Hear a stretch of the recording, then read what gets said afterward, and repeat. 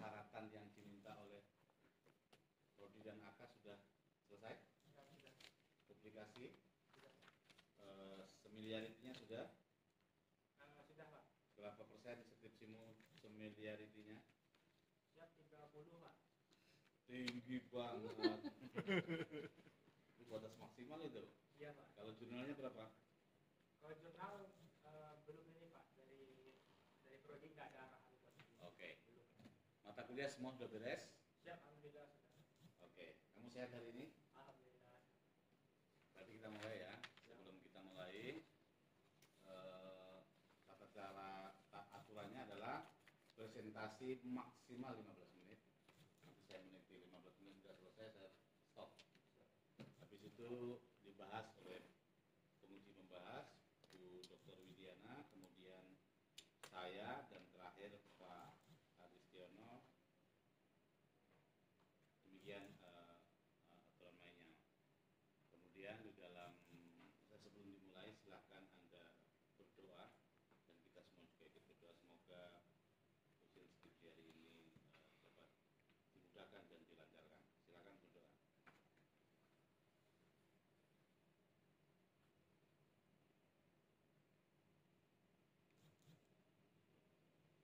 Cukup? Silakan Mas Adeng untuk presentasi 10 sampai 15 menit. Assalamualaikum warahmatullahi wabarakatuh. Waalaikumsalam. Saya hormati Bapak Ibu dosen, selaku penguji pada hari ini. Di kesempatan yang baik ini izinkanlah saya untuk mempresentasikan skripsi saya yang berjudul Dinamika Pemasaran Tanah dalam kawasan hutan oleh masyarakat hukum adat di Nagari Simpang Utara, Kecamatan Simpang Al-Hamati, Kabupaten Pasaman. Latar belakang dari pengambilan judul ini yang pertama yaitu adanya rilis data dari Badan Pusat Statistik tahun 2019 yang menyatakan bahwa sekitar 2.768 desa berada di dalam kawasan hutan dan 18.617 desa berada di sekitar kawasan hutan.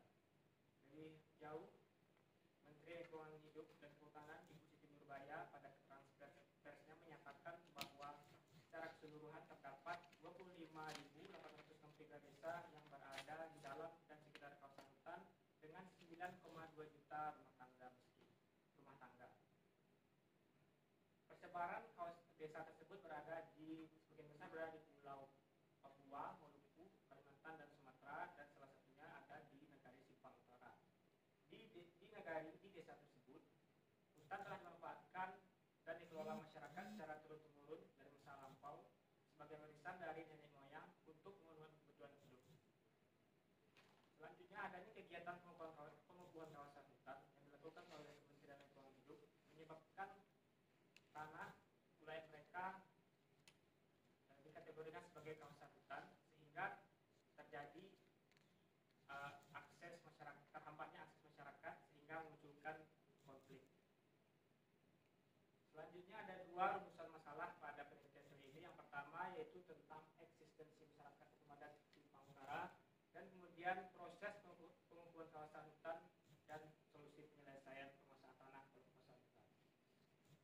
Dari dua rumusan masalah tersebut, penulis rincikan atau jabarkan ke dalam 4 pertanyaan penelitian. Yang pertama, struktur dan organisasi masyarakat hukum adat Simpang Utara.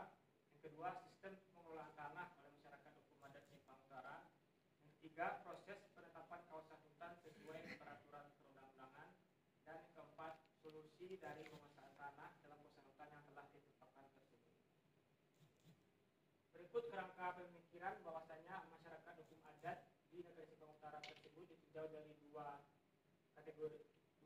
pengelompokan masyarakat hukum adat, yaitu berdasarkan genealogis, garis keturunan, dan berdasarkan azas teritorial yaitu persekutuan dan ketetanggaan, di mana mereka menetap di suatu wilayah yang mereka sebut sebagai wilayah mereka. Dan di Sumatera Barat sendiri secara umum dan khususnya di Nagari Simpang Utara, tanah wilayah tersebut terbagi atas 4, yaitu tanah wilayah Nagari, tanah wilayah suku, tanah pusaka tinggi, dan tanah pusaka rendah.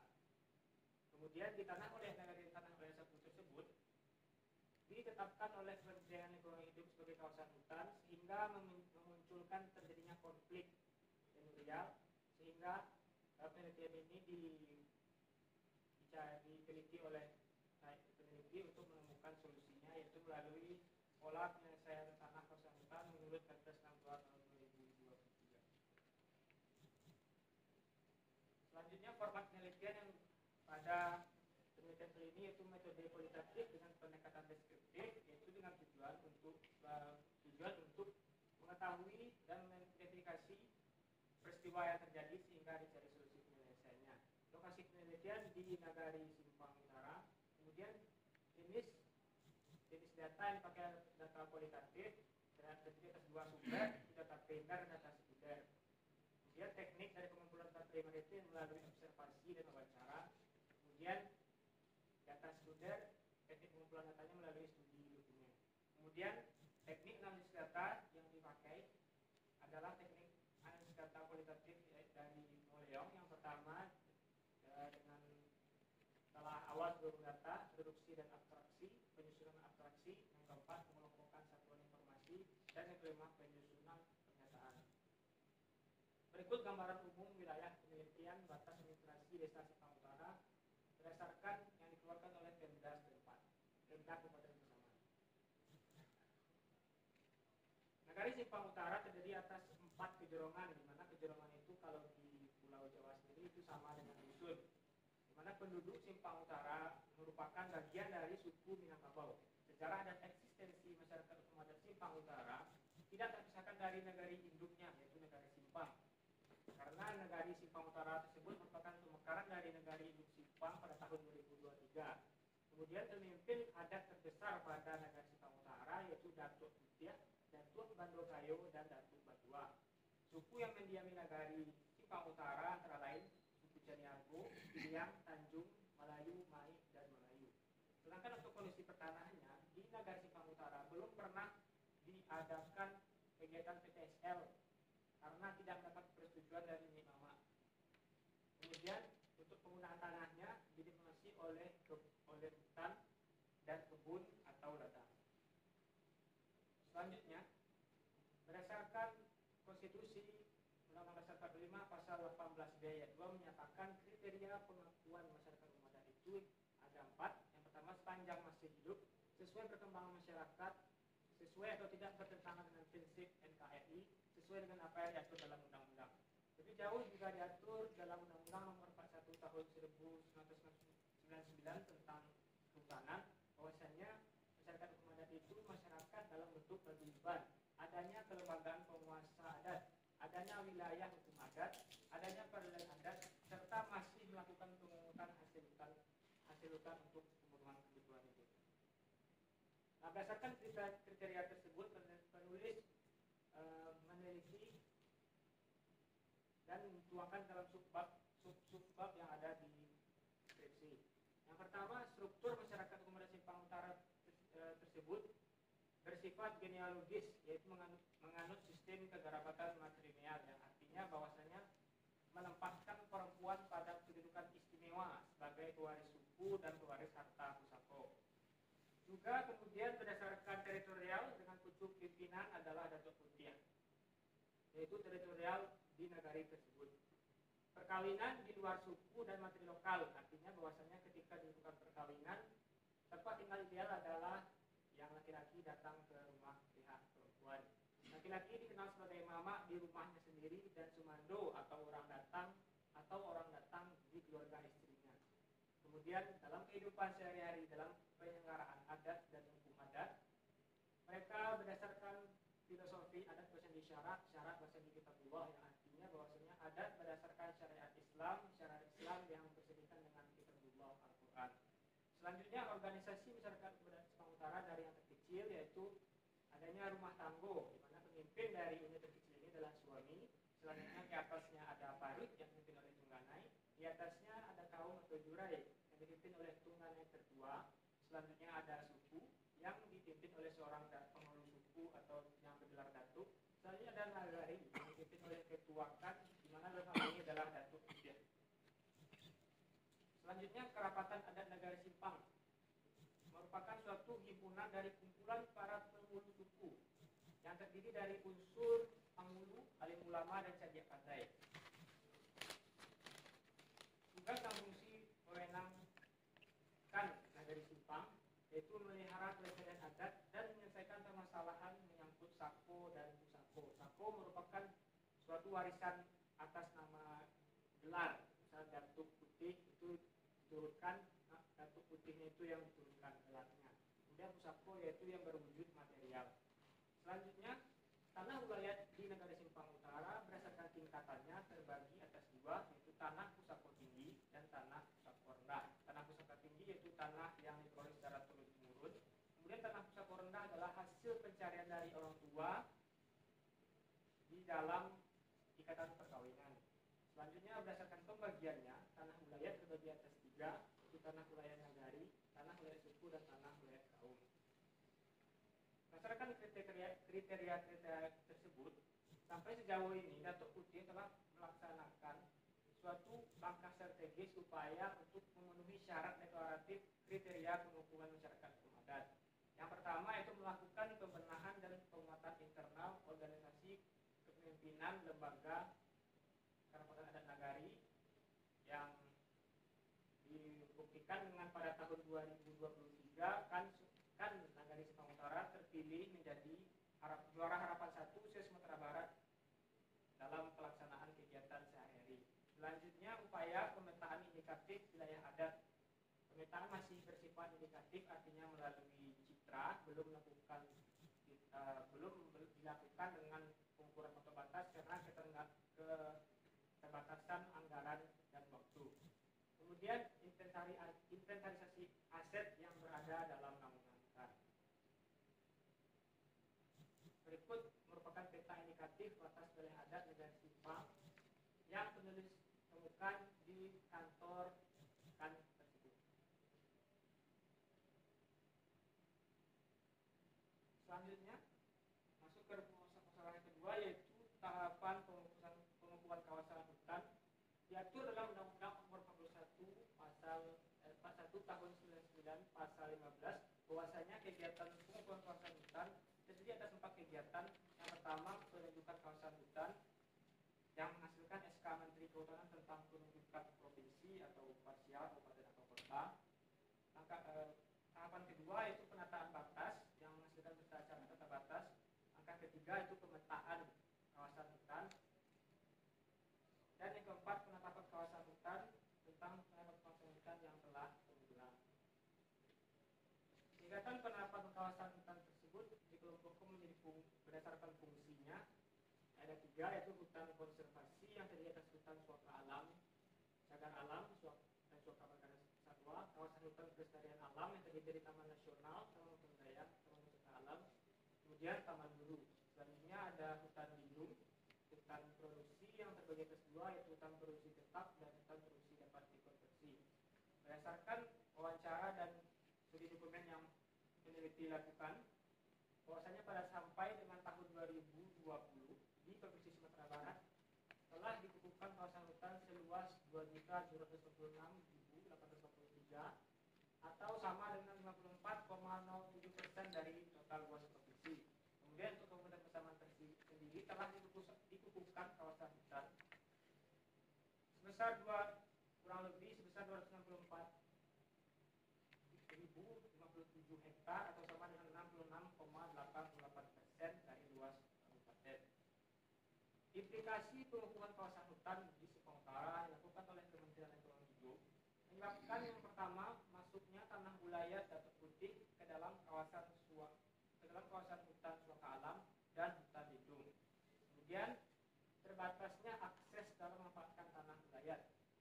Yang ketiga, terdapat penertiban yang dilakukan oleh BKSDA, Badan Konservasi Sumber Daya Alam, dengan merusak tanaman dan pondok warga. Selanjutnya, atas insiden tersebut menyebabkan terjadinya konflik.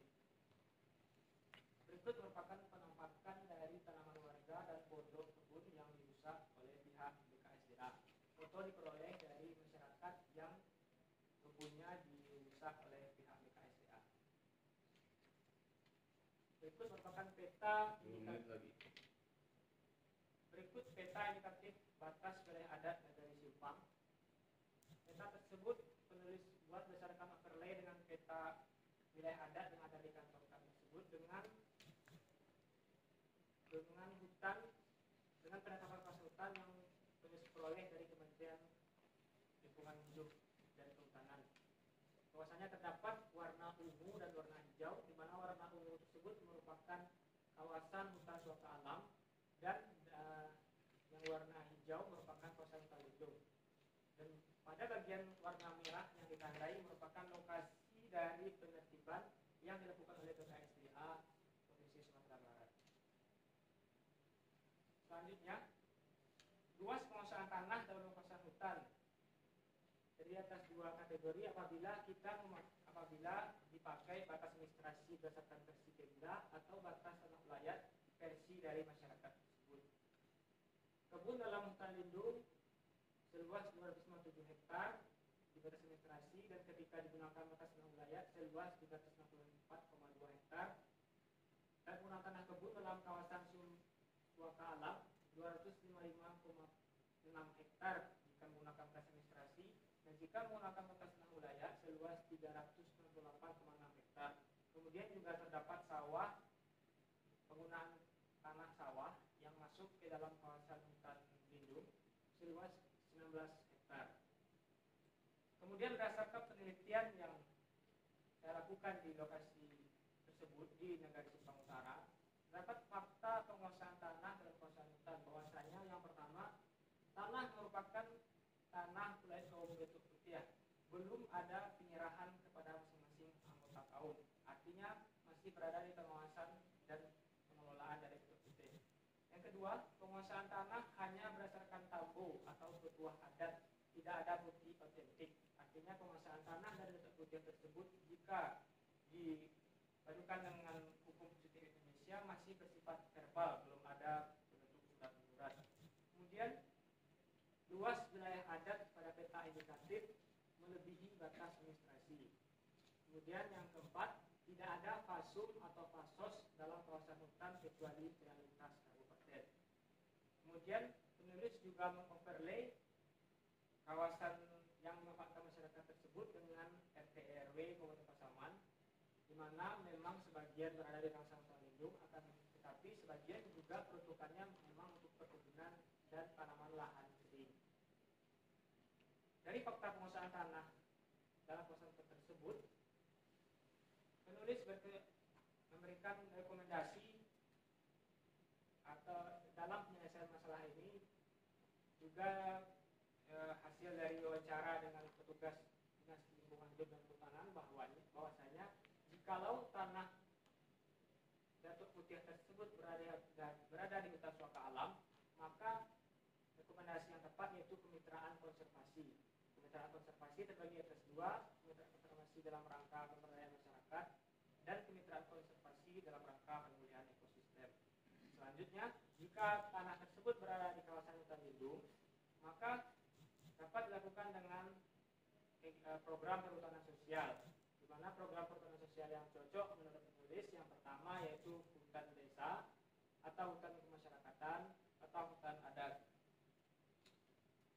Pada masing-masing rekomendasi ini terdapat hak dan kewajiban yang harus dipenuhi oleh masyarakat berdasarkan musyawarah dan kesepakatan apabila nanti dimohonkan oleh masyarakat dengan pemerintah. Selanjutnya kesimpulan yang dapat penulis tarik dari penelitian ini, yang pertama yaitu jika dilihat dari pemenuhan kriteria sebagai masyarakat hukum adat, maka masyarakat hukum adat Simpang Utara telah memenuhi kriteria sebagai masyarakat hukum adat. Sistem pengelolaan tanah di bawahnya Mama dengan hak komunal. Kemudian pengukuhan kawasan hutan dilaksanakan secara terus-menerus untuk memberikan kepastian hukum berdasarkan aktivitas manusia melalui ada program strategis nasional atau pembangunan, sehingga dari waktu ke waktu kegiatan pengukuhan kawasan hutan terus mengalami perubahan. Kemudian untuk Negari Simpang Utara, pola penyelesaian penguasaan tanah dalam kawasan hutan yang cocok berdasarkan peraturan adalah kemitraan konservasi dan perhutanan sosial. Selanjutnya yaitu saran Diperlukan kajian lebih lanjut terhadap masyarakat hukum adat Jepang Utara guna pengukuhan sebagai masyarakat hukum adat.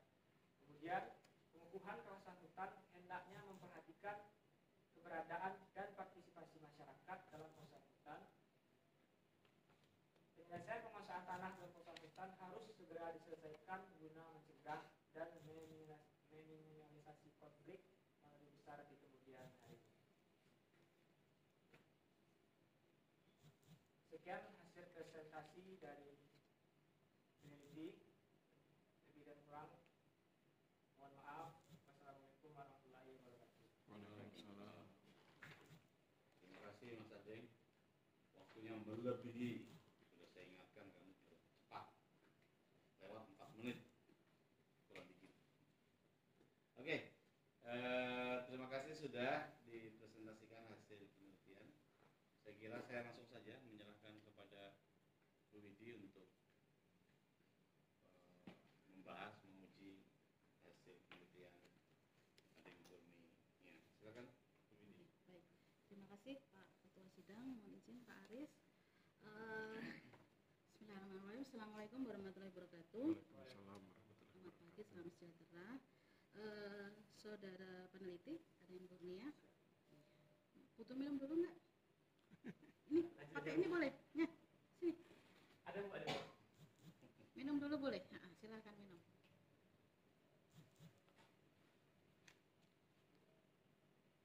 Adeng aslinya dari mana? Siap, saya dari Kabupaten Pasaman, Bu, kecamatan yang berbeda dengan Berarti asalnya dari Sumatera Barat ya? ya. Oke. Berarti kamu, soalnya tadi dari presentasi kamu sangat fasih menyebutkan bahasa-bahasa atau istilah-istilah sana. Datuk putiah atau apa ya Pak? Kalau kita kan putih gitu ya. Itu jadi dari segi presentasi sebenarnya cukup tenang. Kemudian menyampaikan istilah-istilahnya dengan tepat, tapi yaitu tadi masih sedikit melebihi waktu ya. Ada yang harus memperhatikan itu ya. Karena kita dibatasi dengan waktu, jadi kalau bisa harus tepat waktu. Kemudian yang pertama terkait dengan laporan skripsi saudara ini kami terima dan saya baca sekilas cukup tebal ya. Tetapi ada beberapa nanti yang perlu diperhatikan.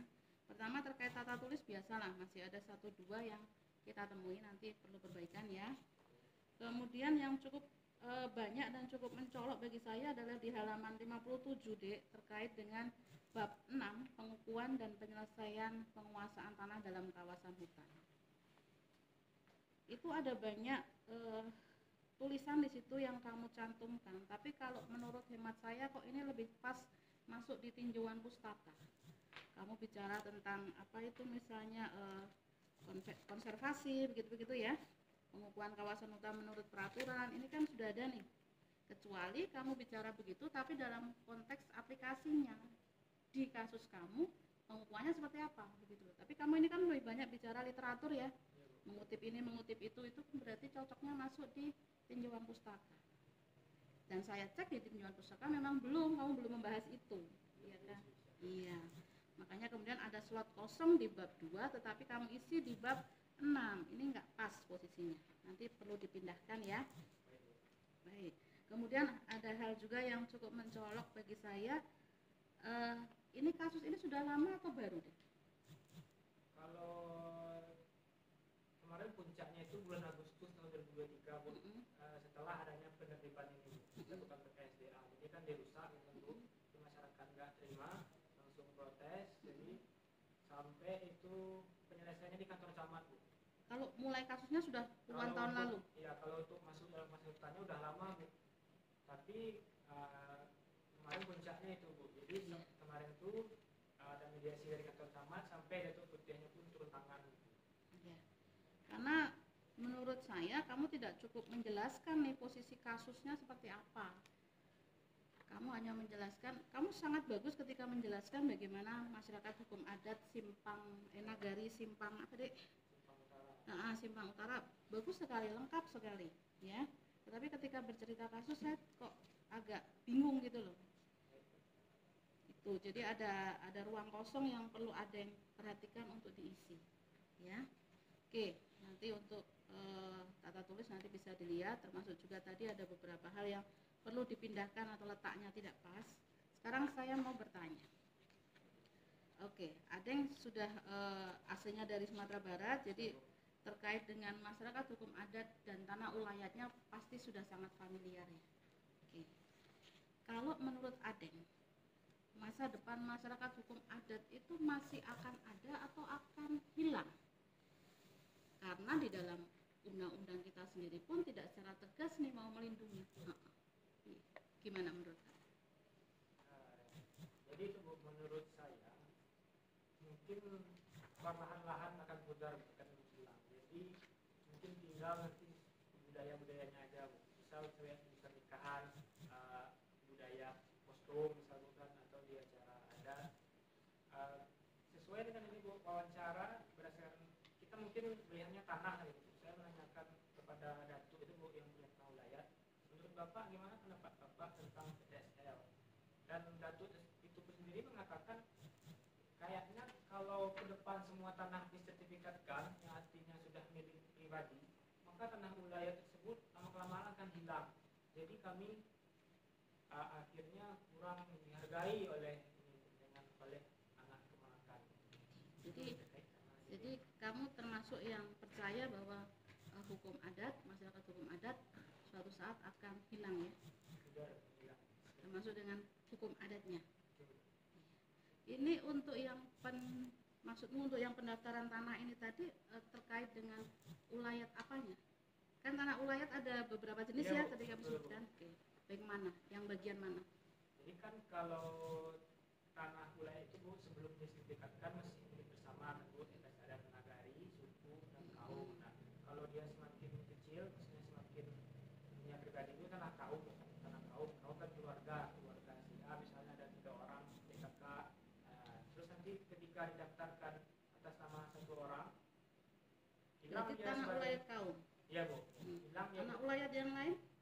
Nagari, suku? Nah, tanah ulayat nagari itu tinggal ini Bu, maksudnya tinggal tanah-tanah yang di pinggir kayak di hutan itu bukan kayak sawah masih milik bersama gitu. Kalau untuk tanah ulayat kaum yang udah ada rumah-rumahnya gitu kan, misalnya sudah rumah punya keluarga ini dikasih ke ini, atau tempat usaha misalnya toko itu udah langsung dikasih ke itu Bu, ke pribadi ke orang itu. Jadi hilang dia tanah ulayat kaum itu. Sisa nanti yang tanah yang dipakai bersama seperti tinggal musola, masjid, di kawasan pinggir hutan itu kan yang belum jelas punya siapa gitu. Nanti perlu kamu lihat lagi hasil penelitian lain. Angkatan ini ada yoga yang terkait dengan penatausahaan tanah ulayat nagari. Di kesimpulannya, ketika dilakukan pendaftaran tanah ulayat nagari, dia berefek kepada perkembangan hak ulayatnya, tanah ulayatnya, hukum adatnya. Tetapi perkembangannya positif deh, justru menguat, bukan melemah, menghilang. Ya, nanti perlu kamu pertimbangan lagi, apakah suatu di masa depan, apakah hukum adat itu makin lama makin hilang. Mungkin dengan bentuk yang sekarang akan berubah, akan hilang. Tetapi saya termasuk bagian yang percaya bahwa hukum adat itu nanti akan menemukan bentuknya sendiri sesuai dengan zamannya sendiri. Ya. Oke. Berkaitan dengan itu, di sini kelihatannya kamu juga sempat menyinggung ada ini. Adat diibaratkan sebuah kayu yang tidak bisa hancur, halaman 32. Karena panas maupun hujan, ya. Akan tetapi batang kayu secara alamiah akan berubah kulit batangnya dan terkelupas daunnya kering. Masih ingat atau barangkali kamu tahu ada teori tentang perkembangan hukum adat? Bahwa dalam kondisi masyarakat yang seperti apa hukum adat akan menguat, dalam kondisi masyarakat yang seperti apa hukum adat akan melemah. Masih ingat teorinya? Belum, oke. Nanti dilihat ya dari Terhar, teori bola, mengembang mengempisnya hukum adat. Jadi barangkali nanti hukum adat di masa sekarang ini melemah nih terkait dengan tanah ulayat, tapi di suatu saat dia akan menguat kembali. Ada teori bola dari Terhar, ya. Nanti ada yang lihat ya. Oke. Terkait kemudian saya lanjutkan Oh iya. Eh, Kalau masyarakat hukum adat di Sumatera Barat, itu masyarakat hukum adat yang terbentuk karena apa? Dasarnya apa? Nah, kalau dasar penelitian ini Bu, jadi menurut saya terbentuk karena keturunan dan ini tadi Bu, teritorial daerah. Ada dua. Keturunan berarti campuran dia. Ya Bu, campuran. Bukan keturunan saja. Bukan Bu. Nah, buktinya apa? Ketika ada teritorialnya, buktinya apa? Nah, ketika saya wawancara dengan salah satu ini Amar bukan Datuk di Sumatera itu, ya kami yang di Simpang ini satu kesatuan di mana raja kami, Datuk petinggi kami, Datuk Putih. Jadi semua yang berada di Simpang itu berada di bawah naungan Datuk Putih. Jadi saya menyimpulkan mereka itu satu kesatuan daerah dan pemimpinnya Datuk Putih itu. Mereka punya hubungan darah nggak? Dengan Datuk Putih. Dan di antara masing-masing itu tadi. Nah, jadi Bu di Nagari itu ada 6 suku kan Bu. Nah, Datuk Putih ini sukunya Saniago Bu. Sukunya Saniago. Jadi antara 1 dengan 5 ini nggak ada hubungan darah Bu. Cuma mereka satu kesatuan tinggal di daerah itu. Pemimpinnya sama Bu, walaupun nggak ada hubungan darah, ini pemimpinnya mereka mengakui bahwasannya Datuk Putih itu yang terpilih. Oke, argumentasi kamu begitu ya. Baik. Lanjut dengan terkait dengan sistem kekerabatan yang matrilineal. Kamu sebutkan matrilineal ya, Dek ya? Oke. Sementara di Sumatera Barat itu mayoritas beragama Islam ya. Islam. Terus gimana tuh? Kalau di sistem matrilineal kan perempuan cukup dominan ya? Ya Bu. Ya. Sementara di dalam hukum Islam bagi umat Muslim pria itu pemimpin. Coba jelaskan gimana? Nah, jadi Bu, jadi ada juga saya wawancara dengan Datuk itu perihal tersebut. Terus jawabannya, ya, kalau menurut Islam itu nasab, katanya nasab tetap dengan nama orang tua, binnya tetap dari ya bapak. Tapi kalau untuk suku, kalau suku misalnya punya sukunya Tanjung, ya diturunkan ke anak-anaknya ini sukunya Tanjung. Kemudian untuk harta pusaka, makanya ada 2 pembagian katanya Bu. Ada pusaka tinggi dan pusaka rendah. Pusaka tinggi itu yang berdasarkan adat itu yang diperoleh secara turun-temurun dari nenek moyang sebelumnya, dan tanah pusaka rendah itu yang hasil pencarian orang tua yang warisannya itu berdasarkan hukum Islam atau hukum negara. Jadi dibedakan ya. Jadi ya, Kalau seorang suami, dia punya kewenangan apa? Kalau dia ternyata orang yang datang kan ke Ya, keluarga istri, orang Sumando ya. Terus dia posisi dia sebagai seorang pemimpin rumah tangga gimana? nah, ketika dia datang ke keluarga istri, si suami tadi wewenangnya terbatas di keluarganya itu aja Bu. Jadi keluarganya suami, istri dan anak hanya terbatas di situ aja Bu. Di keluarga istri tidak? Di keluarga istri nggak ada kewenangan. Di keluarganya itu maksudnya di keluarga inti? Di keluarga inti, di keluarga inti dia cuma bertanggung jawab di keluarga inti terhadap istri dan anak-anaknya aja, tidak bertanggung jawab terhadap ini maksudnya nggak ada kepentingan lah begitu. Kalau di lebih jauh Bu, ketika ada pernikahan misalkan ada makan bersama Bu, atau acara-acara makan bersama yang menghidangkan itu Sumando tadi Bu, orang datang itu bukan tuan rumah keluarga istri yang menghidangkan makanan, nanti udah selesai makan malah orang datang itu suami itu tadi. Dan kalau seandainya dibahas sampai yang pure adat Minang itu, kalau ada acara besar Sumando ini duduknya itu dekat pintu, artinya ya orang datang Sedih gitu, ya, Pak. kan. Jadi posisinya lemah gitu Bu. Tapi kalau untuk sekarang ini itu udah mulai ditinggalkan sih, udah nggak ini lagi. Cuma yang kayak menghidang itu tadi masih Oke. Dia lebih punya kewenangan besar di mana? di keluarga dia Bu. Keluarga dia ya, karena dia posisinya jadi mama ya. Ya betul Bu, di keluarga dia. Oke. Di halaman 31 ada yang menyebutkan ada beberapa kriteria pengakuan masyarakat hukum adat. Ini dasarnya apa, Dek? Ini yang 4 poin itu berdasarkan dari pasal 18B ayat 2 Undang-Undang Dasar 1945 Konstitusi. Pasal 18B ayat 2 UUD 1945 ya. Ada 4 kriteria pengakuan masyarakat hukum adat. Artinya kemudian ketika negara mau mengakui masyarakat hukum adat, si MHA harus memenuhi syarat ini. Betul. Menurut pendapat kamu bagaimana tuh? Sementara ada beberapa pihak yang menyatakan, loh masyarakat hukum adat itu sudah ada jauh sebelum Indonesia kok, sekarang malah Indonesia meminta syarat kepada MHA. Coba menurut kamu bagaimana? Jadi itulah Bu hasil diskusi dengan salah satu datu. Dia pun menyampaikan kenapa harus kami yang mengajukan, kenapa harus masyarakat memohonkan sesuai peraturan tersebut. Ada atau tidaknya pengakuan dari negara pun kami sudah kayak gini dari dulu, sudah hidup dengan tatanan adat sendiri.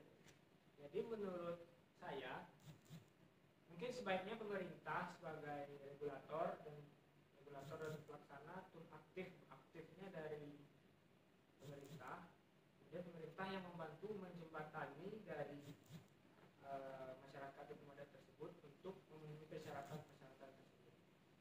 Sedangkan dari pemerintah sendiri berdasarkan perkembangan kan undang-undang masyarakat hukum adat sampai sekarang masih berbentuk rancangan di DPR, belum disahkan, sudah bertahun-tahun memadat yang saya baca dari media sosial lah, dari berita-berita. Dan mungkin harapannya ya itu sebaiknya pemerintah juga turut aktif, bukan hanya menunggu dari masyarakat hukum adat sendiri. Padahal yang kita tahu juga dalam tanda kutip masyarakat hukum adat ini kan orang desa kan Bu, dengan pendidikan ini tentunya mereka tidak kurang paham loh Bu tentang administrasi yang ada. Jadi kamu setuju ya bahwa mereka harus memenuhi syarat-syarat itu?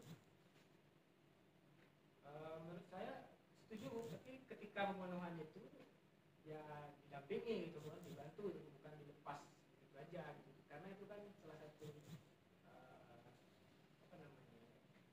bekal bukan buat negara Indonesia gitu. Baik, terima kasih. Dari saya cukup sekian Pak Ketua Sidang, saya kembalikan. Jadi, terima kasih Bu Widi. Saya duluan Pak Aris. Monggo. Mas Ading, ini sudah yang eksistensi saya kira sudah jadi jauh lebih lengkap, dan dari sebelumnya SEMHAS itu kemarin kita sepakat untuk menambahkan tentang eksistensi karena itu menjadi prasyarat. Kalau memang MHA-nya masih ada, dia menjadi prasyarat untuk bisa diperdagang atau diperbukkan. Sudah terpenuhi dan di bagian akhir. Betul kata Bu Widi tadi, kamu terlalu banyak membahas di pertanyaan nomor 2 di bab 6 tentang penjelasan mekanisme yang teknis, padahal sebenarnya cukup bahwa penyelesaiannya ada di beberapa skema, baik hutan adat atau hutan kemasyarakatan atau skema perhutanan sosial lah. Oke, saya mau masuk pertanyaan yang sedikit berbeda. Hutan itu tanah negara bukan? Kalau pakai ini Pak, berdasarkan UPA, setiap tanah yang tidak bisa ditunjukkan kelas haknya bukti haknya sesuai hukum positif yang berlaku tanah negara Pak. KLHK tidak pakai UPA. Itu tadi yang kau katakan dengan verklaring itu. Ayo. Ya Undang-Undang 41 coba. Apa yang kamu pahami, hutan tanah negara atau bukan? Kalau di Undang-Undang 41 sebelum putusan MK Pak, hutan itu cuma 2 Pak, hutan negara dengan hutan hak, tidak ada hutan adat. Selain hutan yang tidak ada haknya dikategorikan sebagai hutan negara. Sebelum Berarti ini apa namanya, Simpang Utara ini hutan negara ya? kalau berdasarkan undang-undang itu Pak tanah negara Pak. Tapi ya itu kan mereka tidak menguasai, negara kan tidak menguasai Pak. Nah, Tidak menguasai. emang hutan negara apa tuh?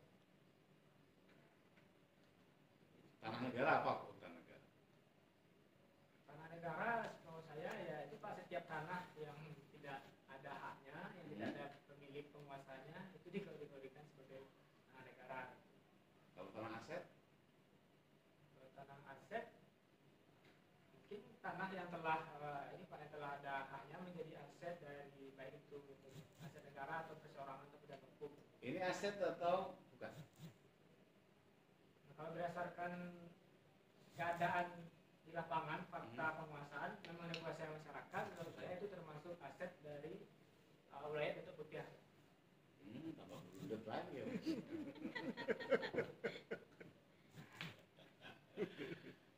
Saya dudukkan dulu. Gini, hutan itu terdiri atas tegakan atau bersama tanahnya? Definisinya. Gerakannya Pak. Secara apa itu? Definisi apa? Saya ada baca definisi dari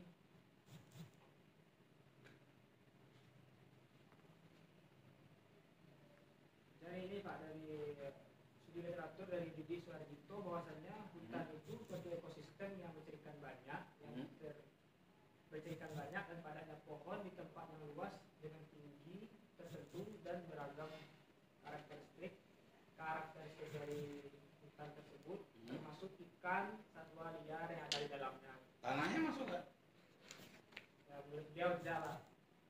Loh, kalau tidak masuk berarti kalau masuk peta kawasan hutan, sudah tidak ada hutan, sudah tidak ada tegakan, berarti bukan hutan dong. Kalau KLHK mendefinisikan begitu Pak? KLHK mendefinisikan kemarin itu ya setiap tanah ditetapkan sebagai kawasan hutan itu tanah negara. Itu tanah negara dan itu hutan. Itu hutan Pak. Berarti beda sama Suharjito tadi. Beda Pak. Jadi kalau dia bukan aset, dia tanah negara dan dia bisa di pihak ketigakan oleh KLHK. Jadi sebenarnya definisi hutan mereka sama tanah negara sama aja. Sama Pak, versi KLHK. Tapi yakin. Gitu Pak. Nanti dicek lagi di Undang-Undang 41 ya, sama PP 43. Karena dia dasarnya itu adalah peta tinggalan kolonial. Jadi semua hutan yang ada dalam peta kawasan hutan kolonial itu dianggap sebagai hutan mereka. Oke, itu yang pertama.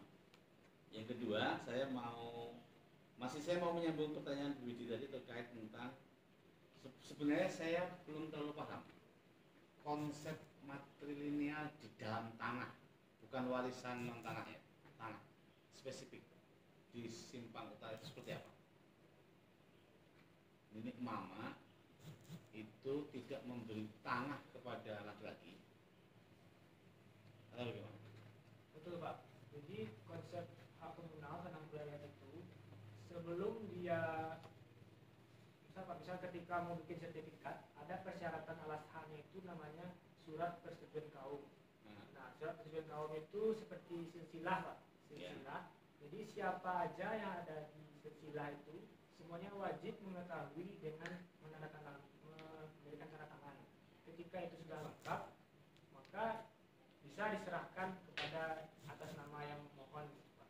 Dan itu pun diserahkannya hanya kepada pihak perempuan Pak, tidak bisa laki-laki. Kalau ada laki-laki gimana? Saya nggak dapat sama sekali. Kalau misalnya keturunannya nggak ada laki-laki gitu Pak ya. Bukan itu. Kalau ada anak laki-laki nggak dapat sama sekali. Kalau dia tanah wilayah tidak Pak. Tanah wilayah yang didapatkan dari tanah pusat itu tadi Pak, tidak Pak, tidak dapat. Ini beda dengan waris ya. Beda, Kalau Pak. waris laki-laki dapat. Kalau dia harta pusaka rendah yang hasil pencarian orang tua ketika terikat pernikahan, bebas Pak. Maksudnya mau pakai hukum negara, mau pakai hukum Islam. Artinya anak laki-laki tetap dapat kalau dia pusaka rendah. Iya, siap. Pusaka tinggi itu dalam konteks tanah seperti apa? Pusaka tinggi itu yang turun-temurun itu tadi Pak. Misal dari Ini tanah saya misalnya orang Padang dapat tanah dari nenek mama. dari Dari ibu, dari ibu kan ya, ibu dari Bukan ibu. saya mungkin misalnya perempuan gitu. Iya. Dapat. Nah, Kemudian itu nanti bisa saya wariskan kepada anak saya perempuan juga. iya Pak. Nggak bisa laki-laki. Nggak bisa Pak. Tapi tetap nggak bisa disertifikatkan. Bisa Pak disertifikatkan. Oh bisa. Bisa, tapi itu tadi harus memenuhi surat persetujuan kaum itu tadi Pak, termasuk yang anak bapaknya laki-laki, dia harus tetap tanda tangan Pak, mengetahui. Oke. Ya itu yang sering jadi masalah kan bagian itu ya. Pusaka tinggi ini yang sering orang kritikan, orang Padang katanya muslim taat tapi lagi-lagi tidak dapat. Tapi kalau pusaka rendah kadang-kadang cara menjelaskan orang itu tidak terlalu clear. Sebenarnya kalau nggak ngerti juga sih pusaka tinggi itu apa, pusaka rendah itu apa. Pusaka rendah sebenarnya tidak ada persoalan. Jadi kalau orang tuanya punya mobil diwariskan ke anak laki-laki juga nggak apa-apa ya, bebas-bebas saja. Konsep hibah tanah pusaka tinggi itu nggak bisa. Konsep hibah bisa Pak, selagi itu tadi Pak setuju keluarganya itu. Kalau besarnya. Setuju bisa. Tapi jarang memang Pak. Oke. Bagian akhir saya mau cek ulang lagi. Tanah ini mana yang konservasi? Yang konservasi yang warna ungu Pak.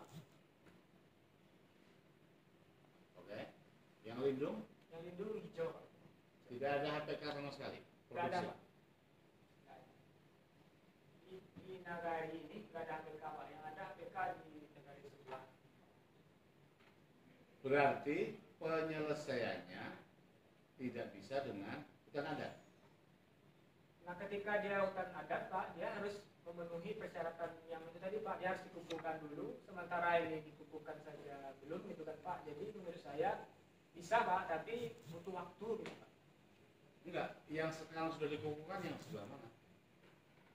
Yang konservasi sudah dikukuhkan toh? Sudah Pak, ini sudah dikukuhkan ini berdasarkan SK terakhir nih Pak, SK kehutanan terakhir. Dia sebagai hutan, Hutan yang hijau, hutan lindung, yang ungu, hutan suaka alam. yang dalam itu hutan apa tuh yang tengah-tengah? Yang merah ini Pak, Nah, yang merah ini jadi yang dilakukan penertiban oleh pihak BKSDA yaitu yang berada di hutan suaka alam, karena BKSDA tentunya wewenang di sini Pak, bukan KPHL. KPHL hanya di hutan hijau aja Pak. Yang hijau. kalau kemitraan, kalau konservasi kan hanya memungkinkan kepada masyarakat kemitraan konservasi. Gitu, Pak. Sementara lindung masih bisa mungkin ya tentunya apa ya, penggunaan kawasan hutan PPKH. Tapi kalau lihat seperti itu hampir semuanya tidak mungkin.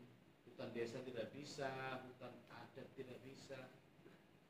Jadi ini apa yang mereka harapkan kalau lihat situasinya? Jadi Pak, menurut situasinya yang diharapkan oleh Datuk Putih dan kawannya itu, mereka itu sebenarnya tidak ada niat sertifikat pun tidak ada Pak. Jadi mereka itu hanya ketika mereka mengelola, mereka itu tidak diganggu gitu, Pak. Jadi mereka itu dapat izin dari orang Menteri Luar Hidup, karena mereka mengelola cuma nanam itu Pak, nanam alpukat, nanam durian, nanam secara tradisional Pak. Mereka pun tidak ada ahli geologi, tidak ada pakar gitu Pak. Kamu udah cek di PP 43 penyelesaian kasus masyarakat dalam kawasan hutan. Dalam PP 43 itu sebenarnya ini versi KLHK ya, ini bukan ngomongin versi non KLHK. PP 43 memperjelas hutan konservasi bisa, tapi kemitraan konservasi. Hutan lindung bisa, tetapi sangat terbatas dan nggak mungkin bisa yang lain. Jadi kalau misalnya mau menawarkan solusi kepada masyarakat, nggak bisa keluar dari PP 43 karena itu sudah dikunci oleh mereka. Saya yakin mereka akan mengukuhkan kawasan hutan sesuai, kecuali kalau ini ada dialog terus antara masyarakat dengan KLHK, izin planologi. Tapi kalau mereka itu akan keluar konservasi, hutan lindung dan hutan, hanya ada dua kan, hutan lindung sama Iya, hutan konservasi. Betul Pak. Jadi tidak memungkinkan selain itu. Tapi kondisinya itu seperti apa sekarang? Kalau kondisi di lapangan memang kayak kebun gitu Pak, kayak ladang. Oh, sudah ladang ya? Sudah ladang Pak. Maksudnya tidak ada pohon apa apa namanya atau pohon alami yang tinggi gitu Pak, yang bentuk enggak apa udah terang gitu Pak, ada Hasil dialog mereka kan membantu nggak berdialog dengan masyarakat ya, dengan KLHK? membantu Pak. Jadi ketika mediasi bulan September setelah kejadian Agustus itu di kantor camat, hadir camat, pihak KLHK dengan masyarakat sama ada ketua juga. Bahkan dari pihak BKSDA pun kan hasil mediasinya ada 3 Pak. Yang pertama itu akan mengganti tanaman yang mereka rusak. Yang kedua menyerahkan alat-alat perkebunan yang mereka sita. Yang ketiga akan membentuk mitra konservasi Pak. Misalnya akan dibikin sekretariatnya di kantor nagari, di kantor desa. Berangkat dari situ orang BKSDA pun menyarankan atau mengasih solusinya itu Pak. Tapi sampai sekarang ini Solusinya apa? mereka akan membentuk mitra konservasi Pak, antara kolaborasi antara BKSDA dan masyarakat. Akan tetapi untuk poin yang mitra konservasi ini sampai sekarang lagi Pak kan belum ada tindak lanjut Pak. Baru 1-2 aja yang mereka penuhi. Tapi dalam situ sempat muncul mitra konservasi. Iya Pak, ada. Kalau di hutan itu sih lebih bisa leluasa memanfaatkannya asap sama biasa. Saya kira itu tambahan saya. Monggo Pak Aris. Oke, terima kasih. Lihat halaman 48, Mas Ade. Di halaman 48 itu di alinea ke-3 baris ke-5. Saya bacakan sebentar, nanti kita diskusikan ya. Jadi Mas Adeng mengatakan ketika tanah disertifikatkan oleh anak kemenakan, maka sertifikat tanah tersebut akan digadaikan atau diperjualbelikan sehingga mengancam eksistensi hak wilayah. Pertanyaan saya, ada nggak cara mencegah ancaman terhadap eksistensi hak wilayah dalam konteks ini?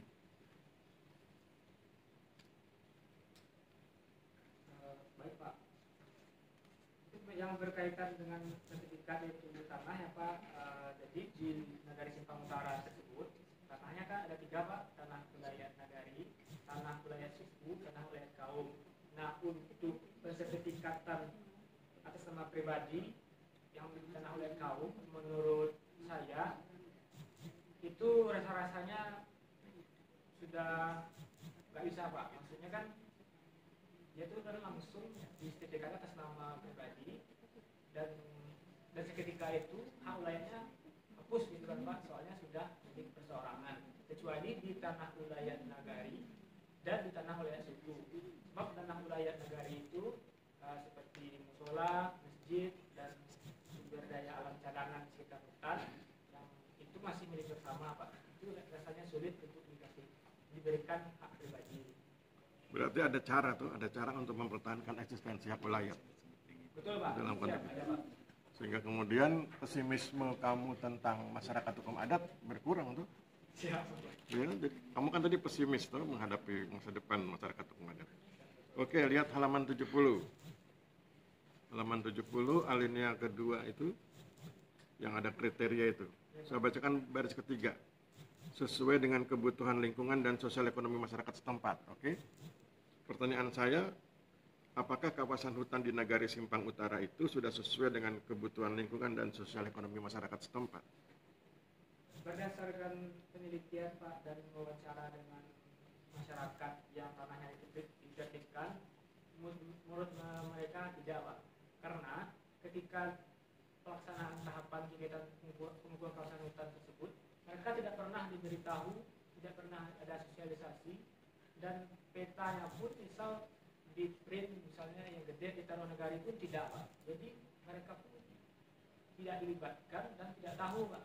Jadi karena oleh sebab itu ada konflik itu Pak. Kalau seandainya tidak ada konflik berarti kan sesuai ya Pak. Karena tidak sesuai inilah jadi kesimpulan bahwasanya mereka tuh tidak dilibatkan Pak ketika. Oke, sekarang saya ingin tanya pendapatmu sebagai peneliti.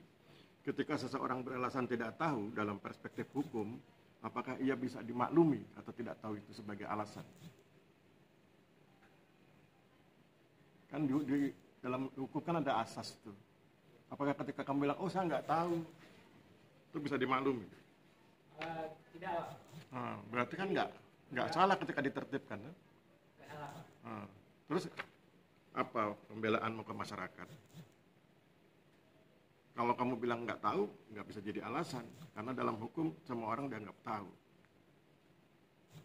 Jadi waktu itu memang ada pertanyaan, Pak, kenapa sih ketika kegiatan pengukuhan masyarakat ini kami nggak diajak, Pak? Terus saya jelaskan bahwasanya hutan di Indonesia ini sangat luas, jadi Kementerian Lingkungan Hidup itu membuat kawasan hutan ini nggak turun ke lapangan.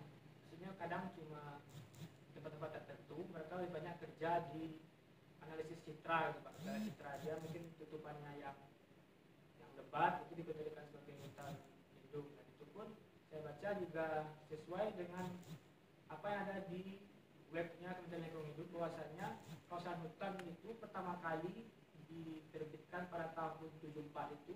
Metodenya yaitu, Pak, metodenya cuma Berarti persoalannya bukan di tidak tahunya tuh, tapi di pelibatan masyarakat. Betul, Pak, partisipasinya. Ya, jadi itu yang kalau kamu ingin membela masyarakat, itu yang harus diperjuangkan, proses pelibatan, bukan menjadikan ketidaktahuan sebagai alasan. Karena dalam perspektif hukum nggak bisa itu bilang tidak tahu. Karena ketika sesuatu sudah diundangkan dianggap tahu. Ya, oke, halaman 80. Halaman 80 itu alinea kedua itu yang ada tentunya itu baris ketiga. Itu kamu nulis semoga ke depan tidak terjadi lagi situasi yang sama. Situasi yang bagaimana? Nah, ini wawancara dengan Datuk Martias, Pak, Datuk Bahasa. Jadi ke depan sebenarnya mereka tuh berharap tidak ada lagi kegiatan penertiban yang seperti ini. Soalnya itu kan kalau dari foto alpukat yang ditebang tanaman itu ada yang sudah berumur setahun dan 2 tahun.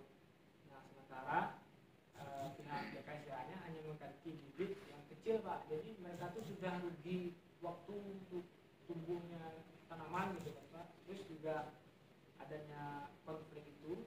Jadi mereka berharap ke depan itu mereka dikasih izin. Mereka tidak berharap sertifikat, tidak berharap dikeluarkan dari hutan lindung, tidak dari kawasan hutan, tidak.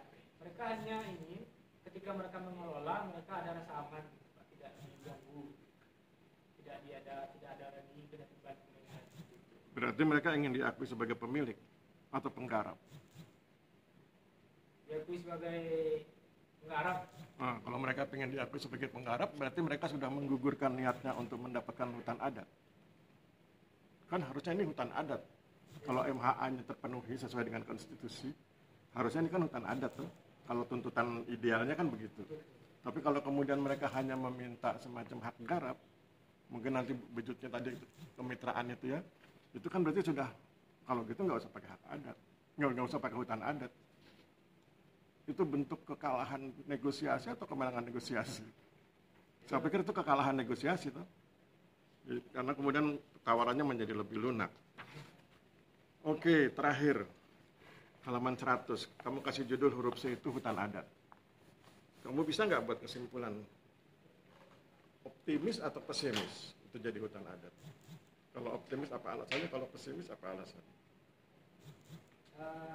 Kalau saya pribadi, Pak, melihat dari pengawasan masyarakat dan situasi real di lapangan dan wawancara dengan orang PLHK, Pak, optimis, Pak. Sebab di Sumatera Barat itu tanah hutan adat yang ditetapkan itu baru di Mentawai, Pak. Sedangkan di Mentawai itu kan memang. Kalau baru di Mentawai berarti optimis atau pesimis?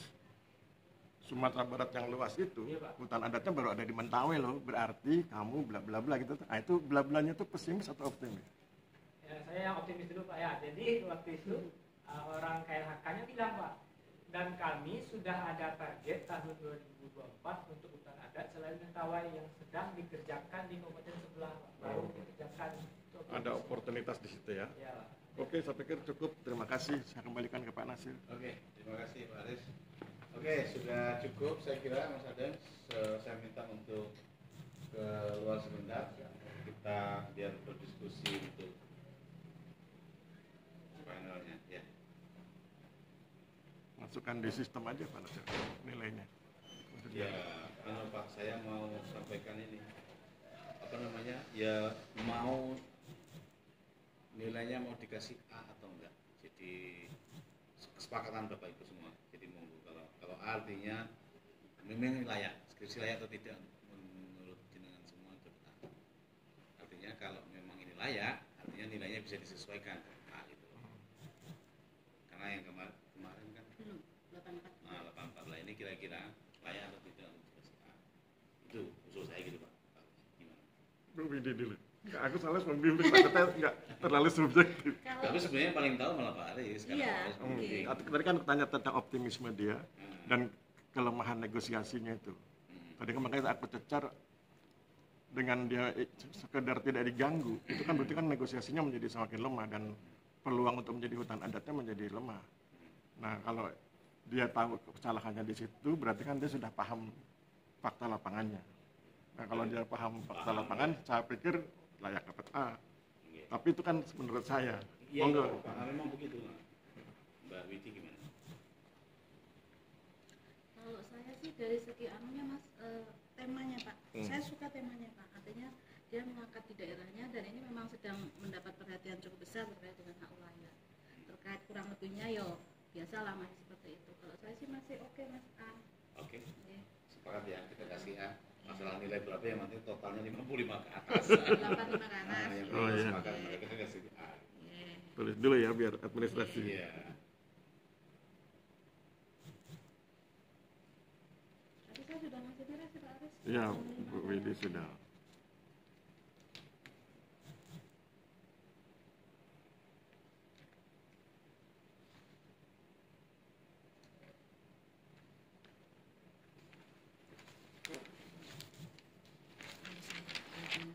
iya.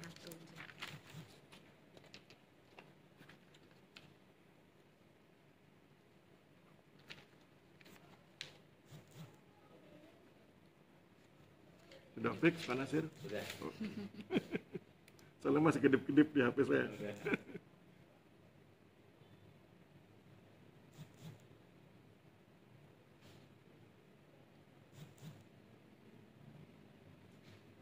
Ngejar nggak ya untuk total akhirnya A?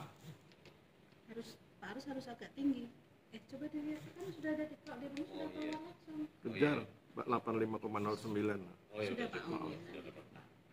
Di rumus itu kan langsung masuk aman. Ini tanggal berapa Widi? 3.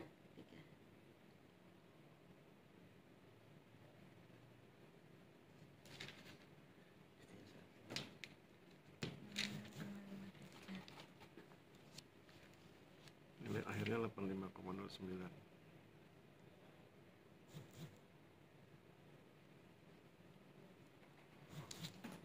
Ini Pak Aris atau Mas Nasir yang Pak isi? Nasir. Nilainya ini. 85,09. Ini Dengan perbaikan. satu minggu. Berapa ya? Di tanggal Tanggal 10. 10 2024. Dengan nilai 85,09. ditulis apa ini? A. Di sini. Kalau saya A. Sudah. Oh, yang ini belum diisi. Oh, Ini yang nilai nggak ada di sistem, aku malas jumlahnya. ada Pak. Ada di sebelah yang mana? Di tabel yang atas tuh masuk ada. Ini loh, Bu. Ini. Nah, yang mana? Baca ya. Ini Ini nilai skripsi. 85,53. Yang apa? Ini di sini aja. 85. Oh, di situ. 85,53. Oh, Oke. Ini nggak usah. Nggak usah. oke. Panggil ya. Iya, Pak. Ini dibagi nggak, Mas? Bagi aja lah. Nyekin aja Pak, kita nyekin juga. Kita terus scan. Kan terus bagi. Ya, Pak Aris. Kita bagi ya, Pak Aris. Oh ya, siap.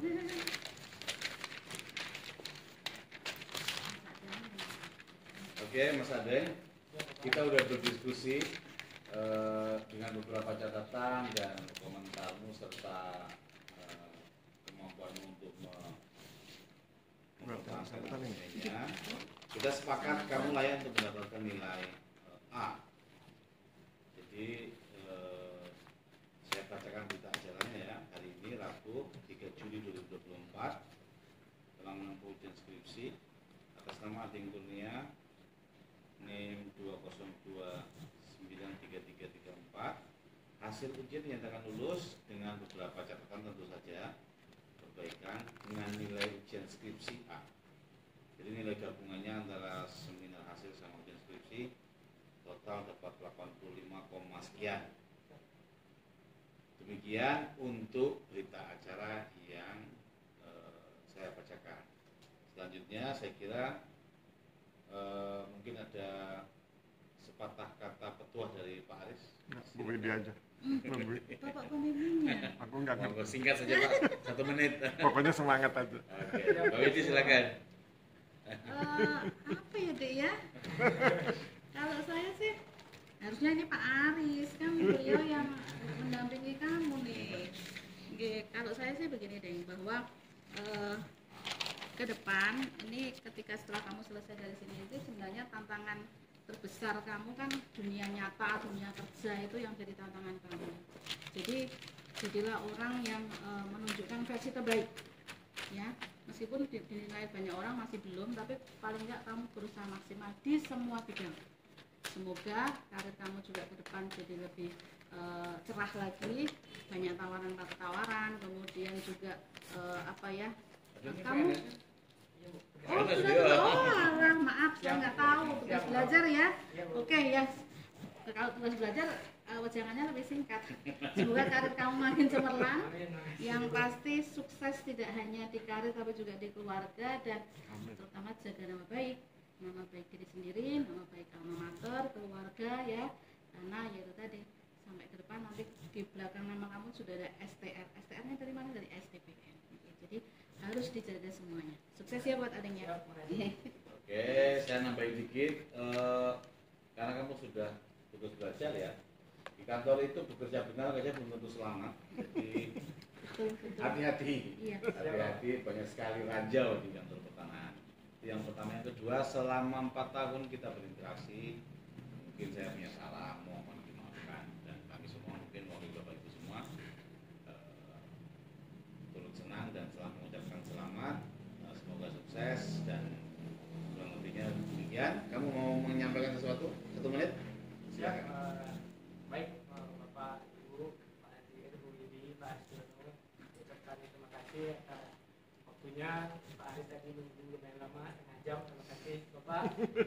Kok bisa, Mak? Ya, karena overlap. Oh.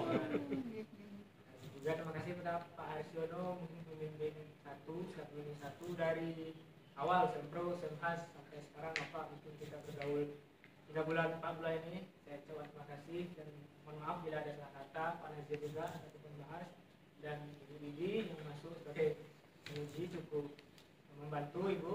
Semoga apa yang disampaikan bisa saya terapkan dan saya ingat baik-baik pesan dari Bapak Ibu semua. Sekali lagi terima kasih. Oke, terima kasih. Saya kira demikian semuanya.